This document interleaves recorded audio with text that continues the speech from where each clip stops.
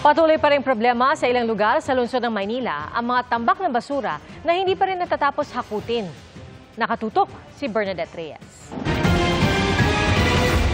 May mga tambak pa rin na basura sa bahagi ng R10 sa 1st District ng Maynila, pati sa Barangay 129, Zone 11 na sakop din ng District 1, maging sa bahaging ito ng Honorio Lopez Boulevard. Tambak din ang basura sa bahaging ito ng Abad Santos Avenue sa District 2 ng lungsod. Nangangamoy din po ma'am sa loob pagka nakabukas yung pinto. Magkasakit kami sa loob, dengue, madumi. Mismo mga residente na ang tulong-tulong sa pagbabawas ng nakatambak na basura.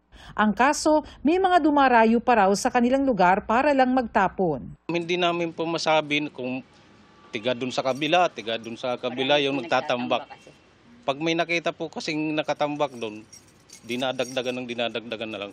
Sinisika pa ng GMA Integrated News na makuha ang panig ng Department of Public Services o DPS ng Maynila. Pero nauna lang sinabi ng DPS na may problema sa koleksyon ng mga basura sa lungsod dahil sa kakulangan ng disiplina at problema sa service provider. Ayon sa Metro Waste, ang kumpanyang nakatoka sa garbage collection sa Districts 1 at 2, sinisikap naman nilang kolektahin ng mga basura. Ang kaso, naglipatan po yung empleyado namin, driver palero, sa bagong contractor po. So, dati pong 300 plus yung tao namin, ngayon 50 plus na lang po. Kaya nagkakaroon ng konting delay. Pero rest assured na tinatapos po namin. Sakop naman ng kumpanyang Fileco ang paghahakot ng basura sa District 4, 5 at 6 ng Maynila.